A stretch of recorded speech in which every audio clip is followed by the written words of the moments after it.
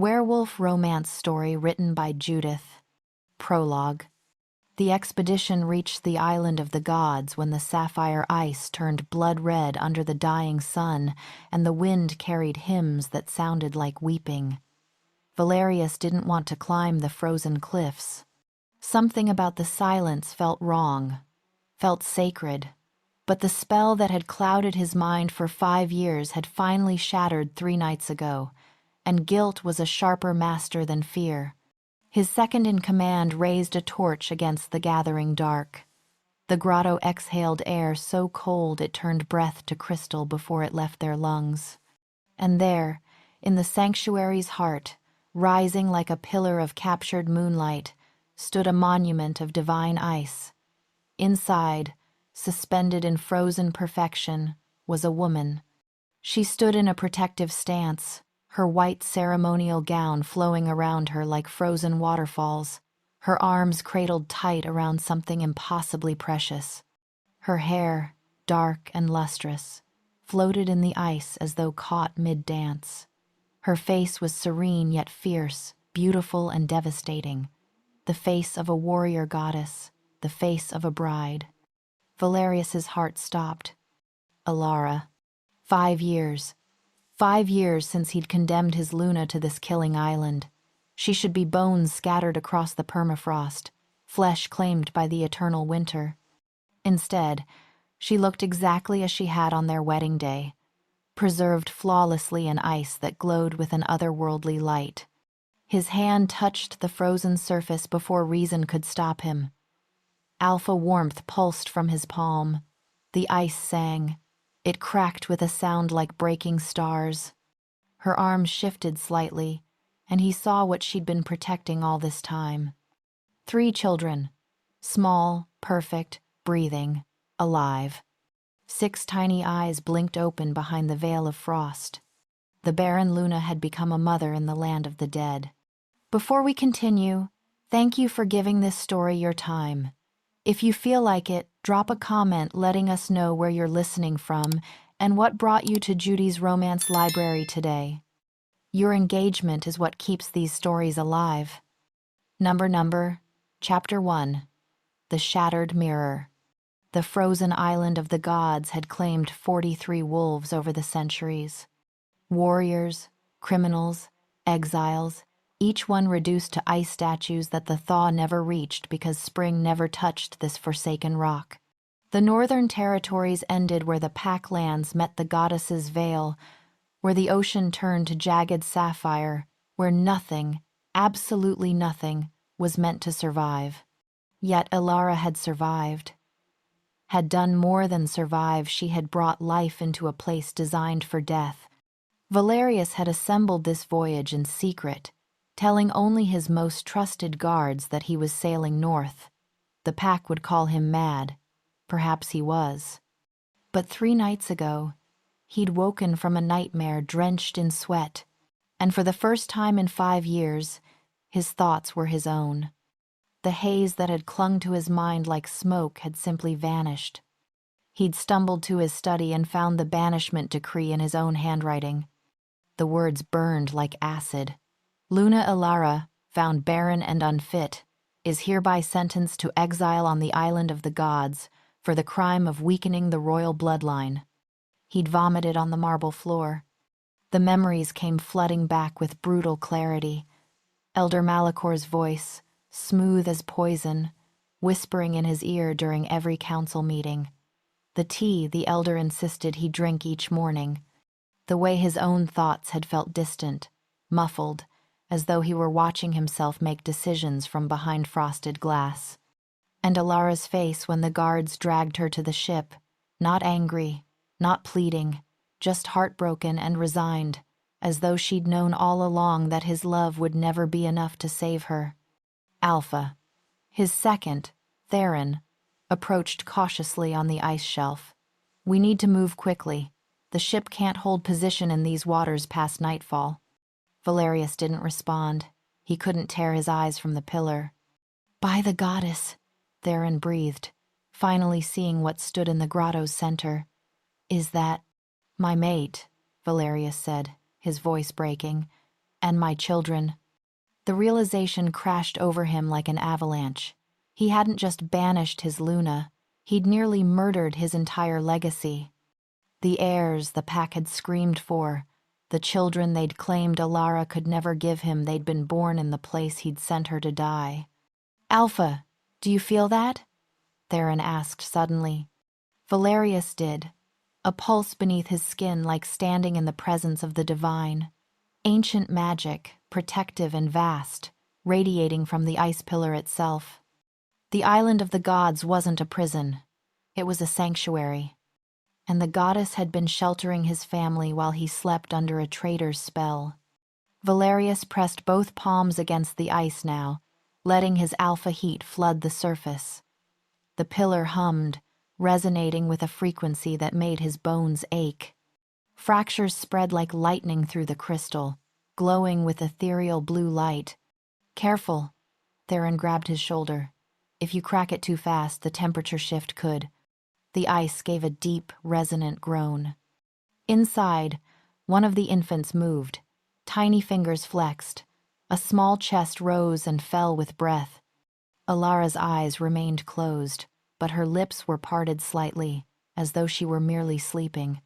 As though any moment she might wake and look at him with those storm-gray eyes and ask why he'd taken so long to find her. "We need to transport the entire pillar back to the ship," Valerius commanded, his voice steady despite the chaos in his chest. "Get the lifting harnesses. Use every warming stone we brought. If the ice shatters during the journey, they die." "The pack won't accept this," Theron said quietly. "They'll call her a witch. They'll call the children demons born of cursed ice." "Let them try." Valerius's eyes flashed gold, his alpha power surging. "I failed her once because I was weak, because I let poison dress itself as wisdom. Never again." He leaned his forehead against the ice, feeling its supernatural cold seep into his skin. "I'm sorry," he whispered. "Alara, I'm so sorry. But I'm bringing you home, all of you." The wind through the grotto shifted, carrying what sounded almost like a woman's voice, ancient, knowing, and impossibly sad. "The ice will not forgive as easily as the goddess, king of wolves. To thaw her body is simple. To thaw her heart, that will require more than heat. That will require truth. If this story grabbed you by the throat, don't you dare just scroll past. Hit that subscribe button, drop a comment with your theory about what Elder Malachor is hiding, and share this with someone who loves a good redemption arc. Judy's romance library doesn't run on hopes and wishes, it runs on your engagement, so stop lurking and be part of the pack. Next episode drops soon, but only if you show up for it. Now go, please. Number Chapter 2. The Breath of the Goddess. The ice pillar was too heavy for ropes alone. Theron and the guards managed to secure the lifting harnesses around its base, but the moment they tried to shift it, hairline fractures spider-webbed across the surface. Inside, the smallest infant whimpered. The sound cut through Valerius like a blade. "Stop!" He threw up a hand. The fractures stopped spreading but didn't heal. The pillar was destabilizing. One wrong move, one temperature shift too violent, and the divine ice would shatter like glass. His family would die in seconds, flash-frozen flesh turned to crystal dust. Valerius stripped off his fur cloak and pressed his bare chest against the ice. The cold was agony, worse than any battle wound, but he forced his alpha heat to flow steadily from his core. Not a burst, not a flame. A constant, controlled warmth like the sun rising over winter fields. The ice responded. The fractures began to seal, glowing faintly blue as the goddess's magic recognized his intent. But it wasn't enough. The pillar was massive, and they had to transport it down the cliffs, across the frozen shore, and onto a ship that would rock and sway for 3 days. "Alpha, you'll freeze to death before we reach the beach," Theron protested. "Then I freeze." Valerius's voice was iron. "Ready the sleds. I'll keep contact the entire way." They built a transport frame from driftwood and seal hide, padding it with every warming stone and fur blanket they'd brought. Valerius never let his skin leave the ice. When they lifted, he moved with it. When they descended the cliffs, he walked backward, his palms pressed flat, his alpha spark burning like a forge inside his chest. His fingers went numb after the first hour, his lips turned blue after the second. By the time they reached the ship, frost was forming in his beard and his heartbeat had slowed to something dangerously sluggish. But inside the pillar, Alara's color remained perfect. The triplets shifted and stretched like sleeping puppies, their little fists curling and uncurling. Alive, warm, safe. Theron wrapped Valerius in heated furs the moment the pillar was secured in the ship's hold. But Valerius pushed him away and returned to his place beside the ice. He would not leave them, not for food, not for rest. His hand remained pressed to the frozen surface as the ship cut through black waters toward home, toward a reckoning. On the second night, he thought he saw Alara's eyes move behind her closed lids, thought he heard her voice, distant and dreamlike, carried on the goddess's wind. You left me once. If you leave me again, even the ice won't be cold enough to match my heart. Never, Valerius whispered against the pillar, his breath fogging the surface. Never again. Number Chapter 3. The Return of the Cursed. The harbor fell silent when the ship appeared through the morning fog. Word had spread somehow, perhaps through Malachor's spies, perhaps through loose-lipped sailors, that the king was bringing something back from the island of the gods. The docks were packed. Every wolf in the territory had come to see what madness possessed their alpha. When the crew lowered the gangplank and began rolling the ice pillar down on wooden sleds, the crowd gasped. Some stumbled backward. Others made warding signs with their hands. The Barren Luna, someone whispered. The name spread through the crowd like poison. He's brought back a corpse, another voice hissed. A cursed thing. Then they saw the children, and the whispers turned to shouts. Demons! Ice spawn! Unnatural! Valerius stood at the pillar's side, his hand never leaving its surface despite 3 days without sleep. His eyes swept the crowd, golden and fierce. These are your heirs, he said, his voice cutting through the chaos. The children you claimed Thawing Alara could never give us. Those are not children of flesh. The voice belonged to Elder Malachor, who pushed through the crowd with his ceremonial staff. His face was a mask of holy concern, but his eyes glittered with something darker. They are constructs of ice magic, Alpha King, born of a cursed womb on cursed ground. The crowd murmured agreement. Malachor had always been their spiritual compass, their voice of tradition. The Luna was barren. Malachor continued, his voice rising. We all witnessed her failure year after year. This, he gestured at the pillar with disgust, is a trick of the island. Dark magic meant to deceive you, to corrupt our bloodline. You would know about corruption, wouldn't you, Elder? Valerius's words were soft, deadly. Tell me, when did you start poisoning my tea? Malachor's expression didn't change, but several council members exchanged glances, seeds of doubt, finally planted. Grief has made you paranoid, my king, Malachor said smoothly. Let me perform the rite of purification on these creatures. If they are truly your heirs, they will survive. If they are demons, if you touch them, I'll tear out your throat. Valerius's alpha power exploded outward, forcing the entire crowd to their knees. All except Malachor, who remained standing through sheer magical will. The old wolf smiled. The king threatens his own elder in defense of ice-born abominations. The pack sees what I see. You are compromised, Valerius, unfit to rule. Malachor raised his staff, and 12 wolves wearing silver collars stepped forward from the crowd. Spelled, controlled, Malachor's secret army finally revealed. I invoke the right of challenge, Malachor declared. For the throne, for the pack, and for the soul of our king. Inside the pillar, as though sensing the danger, the triplets began to cry. The sound was muffled but unmistakable. Not demons, not constructs, just frightened babies, calling for their father. Number Chapter 4, Thaw and Thorns. The great hall was built of stone that remembered blood. Every alpha coronation, every execution, every sacred rite in the pack's 1,000-year history had soaked into these walls. Tonight, it would witness something unprecedented. A Luna returning from the dead, and an elder attempting to steal a throne.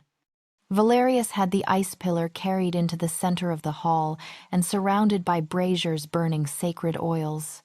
The pack council sat in their high seats, faces carved from judgment and fear. Malachor stood at the elder's dais, his silver-collared wolves positioned at every exit. The challenge had been issued. By ancient law, it would be answered before moonrise. But Valerius had made a choice that would either save his family or doom them all. He was going to thaw Alara first. "This is madness," Counselor Drace hissed from his seat. "You would wake the cursed woman before facing the challenge. She could be feral, spelled, anything." "She is my mate," Valerius said simply, "and she deserves to wake in her own home, not in a tomb of ice." He pressed both palms to the pillar, and this time he didn't hold back. His alpha spark flooded the divine ice like summer sun on winter snow. The pillar sang, a high crystalline note that made every wolf in the hall flatten their ears. Light poured from the fractures, brilliant and blue, the goddess's power recognizing his intent and amplifying it. The ice began to weep. Water ran in rivulets down the pillar's surface, pooling on the stone floor, steaming in the brazier heat. The wolves watched in horrified fascination as the frozen monument dissolved from the outside in, layer by layer, revealing the woman within. Alara's white gown clung to her skin now, soaked and translucent. Her dark hair fell in wet ropes around her shoulders. The triplets, still cradled in her arms, began to whimper and squirm. And then, with a sound like a sigh, like a soul returning to a body, Alara opened her eyes. They were gray as storm clouds and cold as the island that had kept her. She looked down at the babies first, her arms instinctively tightening around them even as consciousness returned. Then her gaze lifted, swept the great hall, took in the council, the guards, the braziers. Finally, her eyes found Valerius. He expected rage, hatred, even violence. What he saw was worse. Fear. Alara stumbled backward, away from him, clutching the triplets to her chest. Her legs were unsteady after 5 years of frozen sleep, and she nearly fell. Valerius reached out to steady her, but she flinched so violently that one of the babies started crying. "Don't touch me." Her voice was raw, unused for so long. "Don't you dare touch me." "Alara," his heart was breaking, shattering worse than any ice. "I'm not going to hurt you. I would never." "You already did." The words were a scream that echoed off the ancient stone. "You looked me in the eyes and called me worthless. You said I was poison to the pack. You put me on that ship yourself." The hall was silent. Every wolf heard the Luna's accusation, saw the king standing helpless before her fury. "I was spelled," Valerius said quietly. "Elder Malachor poisoned me for years, clouded my mind, made me believe." "And you let him." Alara's voice broke. Tears cut tracks down her face, but her eyes remained hard. "Every time he whispered poison in your ear, you drank it down. Every time the pack called me Barren, you believed them. I begged you, Valerius. I begged you to see me, to trust me, and you chose them instead." She was right. The spell might have clouded his judgment, but the weakness that allowed the spell to take root that had been his own. How did you survive? Counselor Drace asked, his voice cutting through the tension. The island kills everything. How did you live long enough to bear children? Alara turned her storm-gray eyes on the council. When she spoke, her voice carried the weight of the divine. The goddess came to me the night I arrived. She said my womb had been cursed, not barren, that something was feeding on my life force, draining me year after year. She offered me a choice: die with dignity or sleep in her ice until the curse was broken. Valerius felt his blood turn cold, a curse on her womb, something feeding on her. Malachor had gone very still on his dais. I chose to sleep, Alara continued. And in the sleep, in the goddess's mercy, she healed what had been stolen from me. My children grew in a place where dark magic couldn't reach them, where lies and spells and politics couldn't touch them. One of the triplets, a boy with Valerius's golden eyes, reached out a tiny hand toward him. The gesture was instinctive, innocent, the gesture of a child who didn't yet know his father was a monster. Valerius's vision blurred with tears he couldn't shed. Not here, not in front of the pack. The goddess showed me something else in my dreams, Alara said, her voice dropping to something dangerous. She showed me the elder performing rituals in the dark, drawing my life, my fertility, into himself. She showed me how he needed me barren to keep his own unnatural life extended. She showed me the truth. Every head turned toward Malachor. The elder's face remained composed, but his knuckles were white on his staff. The ravings of a woman driven mad by isolation, he said smoothly. The island is known to cause delusions, visions. She believes what the cold made her believe. Then let her touch you, Valerius said suddenly. If she's lying, if there's no curse, you have nothing to fear. But if you've been feeding on her life, on my children's lives, his voice became a growl, the goddess's touch will reveal it. Malachor's eyes narrowed. I will not submit to the accusations of a... You invoked the right of challenge. Valerius interrupted. Which means you believe yourself fit to rule. A true alpha has nothing to hide from the goddess or his Luna. Unless you're afraid, Elder? The trap was sprung beautifully. If Malachor refused, he admitted guilt. If he accepted, Alara's touch would expose his magic. The elder had no choice. Very well, Malachor said coldly. He descended from his dais, his spelled wolves moving with him. Let the mad Luna place her hands on me. Let her seek her imagined curse. Alara handed the triplets to Theron, who received them with shaking hands and unexpected gentleness. Then she walked forward, her wet gown trailing water, her bare feet silent on stone. She looked like a ghost, like a goddess herself, risen from winter's heart. She stopped before Malachor, and Valerius saw something flicker in the elder's eyes. Not fear, confidence. Malachor believed his magic was too strong to be detected, too cleverly woven to be undone by a woman's touch. Alara placed her palm over Malachor's chest, directly over his heart. For a moment, nothing happened.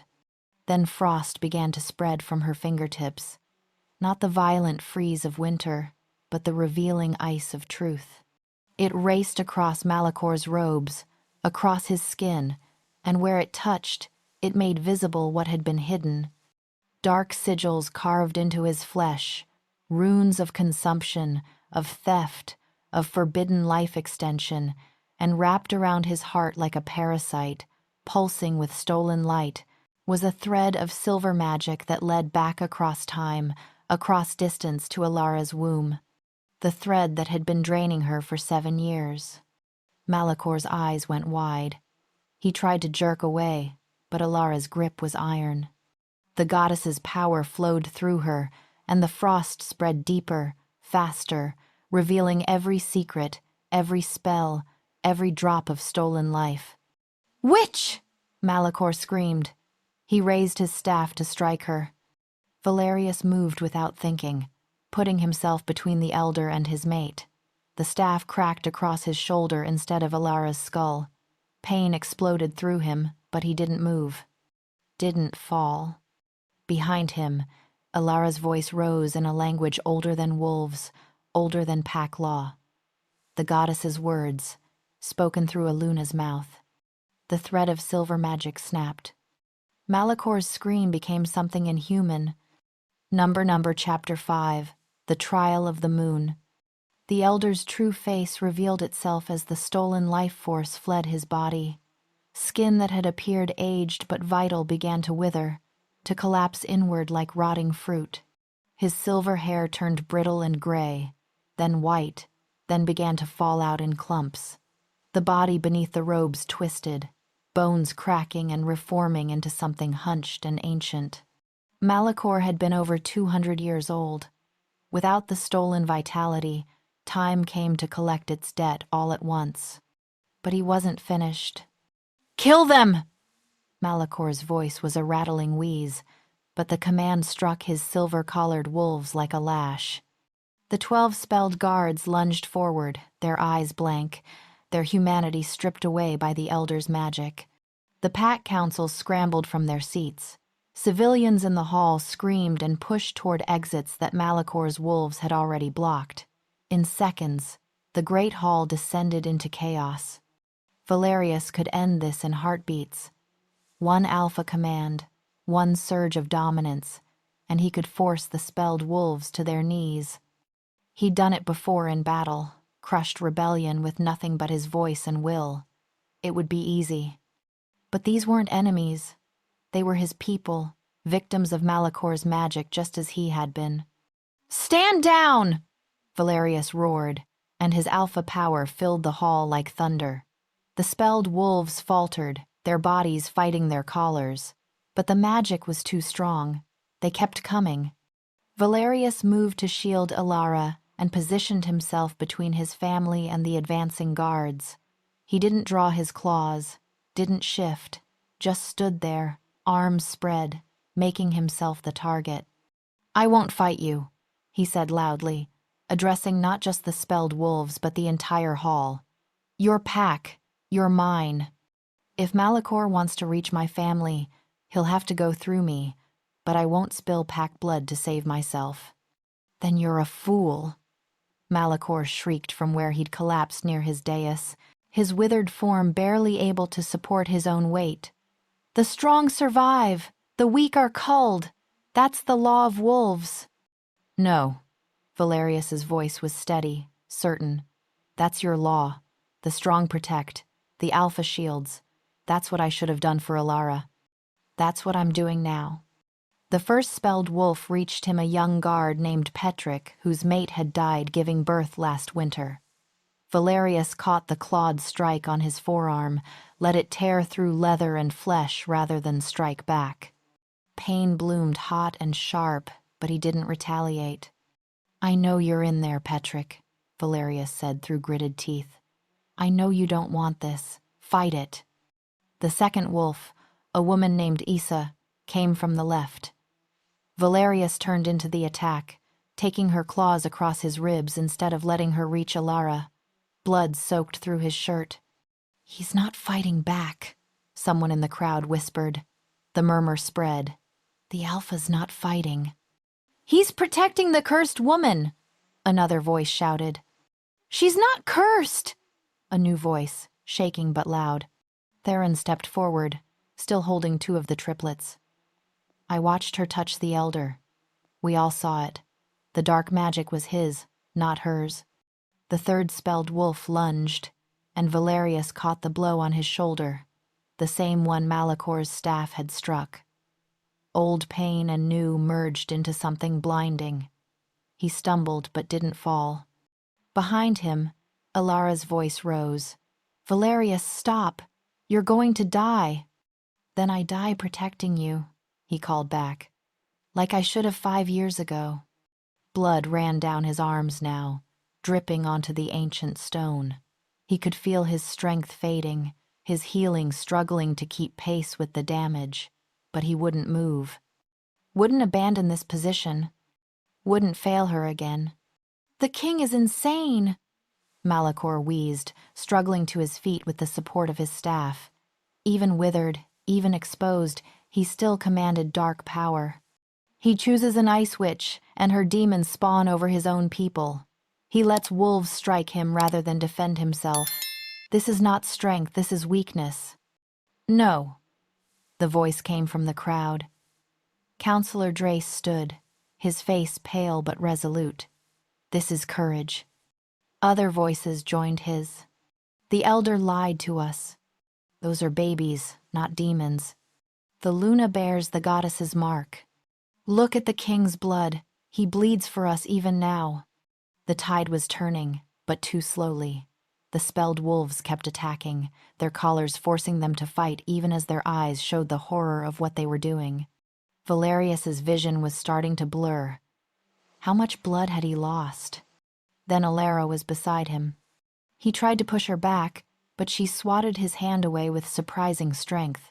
Her palm pressed against his chest, over his heart, and cold power flooded through him.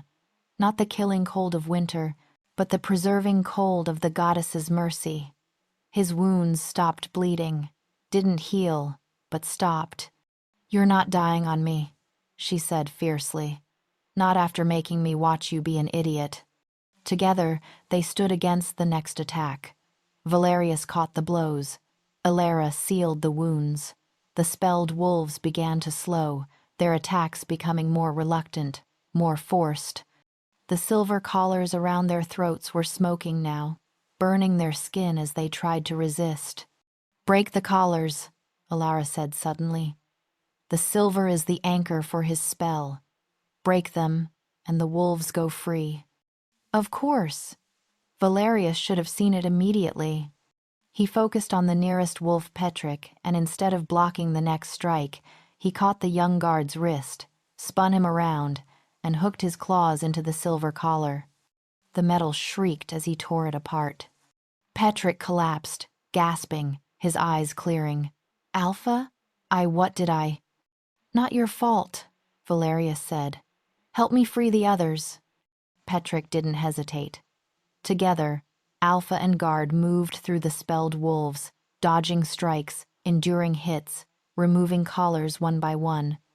Alara protected their backs, her frost making the spelled wolves sluggish, giving Valerius openings. When the 8th collar broke, Malachor screamed in rage and terror. His control was slipping. His century-long plans were crumbling. "You cannot do this!" The elder's power lashed out, wild and desperate. Dark lightning arced across the hall, striking stone and wolf alike. "I am elder. I am tradition. I am the pack's memory." "You," Alara said, walking toward him with terrible purpose, "are a thief and a murderer." She raised her hand, and frost spread across the floor, racing toward Malachor like a living thing. The elder tried to counter with fire, with shadow, with every dark art he'd learned in his unnatural life. But the goddess's power was older, deeper, and it flowed through Alara like a river finding its course. The frost reached Malachor's feet and began to climb. "No," he whimpered. "No, I gave everything to this pack. I guided it for 2 centuries. You fed on it," Valerius said coldly, the last collar broken in his hands. "You fed on its Luna, on its future. You're not tradition, Malachor. You're a parasite." The frost reached Malachor's heart. The elder's eyes widened, his mouth opening in a final scream that never came. The ice spread through his chest, into his chest, finding the shriveled heart that had beaten for far too long. And there, in front of the entire pack, in front of the council and the guards and the people he'd manipulated for generations, Elder Malachor's heart simply stopped. He collapsed like a puppet with cut strings, dead before he hit the ground. The great hall fell into shocked silence. Alara stood over the corpse, her hand still raised, frost coating her fingertips. She looked like a queen of winter, like vengeance given form. When she spoke, her voice carried to every corner of the hall. "This is what happens to those who steal from the goddess. who prey on the vulnerable and call it strength, who twist tradition into tyranny. She lowered her hand and turned to face the pack. I am Luna Alara, mate to Alpha Valerius, mother to the heirs you claimed I could never bear. The island did not curse me, it saved me, and now I return. For a long moment, no one moved. Then, slowly, Theron dropped to one knee, still cradling the triplets. The freed guards followed. One by one, wolf after wolf in the great hall knelt before their Luna, before the woman they had scorned, who had every right to condemn them, but stood instead in terrible mercy. Valerius knelt too, his wounds still bleeding, his body shaking from blood loss and exhaustion. He knelt before his mate in front of his entire pack. I'm sorry, he said, loud enough for all to hear. For every moment I doubted you, for every time I chose fear over faith. You are the strongest wolf I've ever known, and I was too blind to see it. Alara looked down at him, her expression unreadable. Then she reached out, her frost-coated fingers gentle as they touched his face. Get up, she said quietly. An alpha doesn't kneel, not even to me. An alpha, Valerius said, kneels to the truth. Her eyes softened, just slightly. Not forgiveness, not yet, but perhaps, someday, the beginning of it. Number Chapter 6, The Eternal Spring. The coronation happened 3 days later, when Valerius's wounds had closed enough that he could stand without swaying. The pack gathered in the great hall once more, but this time the stone didn't remember blood, it remembered redemption. Alara stood at the center of the hall wearing a gown of silver and white, her dark hair braided with winter roses that bloomed only in the goddess's presence. The triplets rested in ornate cradles behind her, watched over by guards who would die before letting harm come to them. Not because they were ordered to, but because in 3 short days, the entire pack had fallen in love with the heirs they'd once called demons. The boy with Valerius's golden eyes, they'd named him Kael. The girl with Alara's storm-gray gaze, Lyris. And the smallest, who had both parents' features blended into something entirely new, Theron had jokingly called her the diplomatic one, so they'd named her Sarah. Valerius placed the Luna's crown on Alara's head himself, his hands steady despite the ache in his healing ribs. The crown was ancient silver worked with moonstones, passed down through generations of Lunas who had stood beside their alphas. It had sat empty in the treasury for 5 years, wrapped in cloth, gathering dust. It looked like it had been made for Alara alone. The pack recognizes Luna Alara, Valerius said, his voice carrying through the hall. Mate, mother, queen of winter's mercy, she who survived the unsurvivable and returned with our future in her arms. The pack howled their approval, the sound shaking the rafters. But Alara didn't smile. She inclined her head with regal grace, accepted their acclaim with the cool dignity of someone who had earned her place through suffering, not ceremony. When the formalities ended and the feast began, Valerius found himself standing at the edge of the celebration, watching his mate from across the room. She held Kael, rocking him gently while pack members approached to offer blessings and apologies. She received each with the same measured politeness. Forgiveness, but not warmth. Acceptance, but not trust. She's magnificent, Theron said, appearing at his shoulder with 2 cups of wine. Terrifying, but magnificent. She hates me. Valerius took the wine but didn't drink. She has every right to. She doesn't hate you. If she hated you, you'd be dead. Theron paused. Or worse, she'd have left you alive and taken the children somewhere you'd never find them. The fact that she's still here means something. It means she's practical. The children need their pack, their heritage. She's staying for them, not for me. Then prove to her that you're worth staying for beyond practicality. Theron clapped him on the shoulder, not the wounded one, and walked away to join the festivities. Valerius stood alone with his wine and his guilt, watching the woman he loved smile at other people's children while refusing to look at him. Later that night, after the feast had ended and the pack had dispersed, Valerius found Alara in the nursery. She sat in a rocking chair by the window, Sarah sleeping against her shoulder, moonlight painting them both in silver. She'd removed the crown but still wore the silver gown. She didn't acknowledge his presence, but she didn't order him to leave either. "I didn't know if you'd want me here," Valerius said quietly from the doorway. "But I thought I could take the night watch, let you sleep. You haven't rested since we returned." "I slept for 5 years," Alara said, her voice soft so as not to wake the baby. "I'm not tired." "Alara, don't." She finally looked at him, and her eyes were dry but full of something worse than tears. Exhaustion. The bone-deep weariness of someone who had survived horror and couldn't quite believe the horror was over. "Don't say you're sorry again. Don't tell me you were spelled, or manipulated, or anything else that puts distance between you and your choices. I need you to sit with what you did.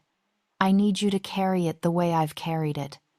Valerius stepped into the nursery, slowly, like approaching a wounded animal.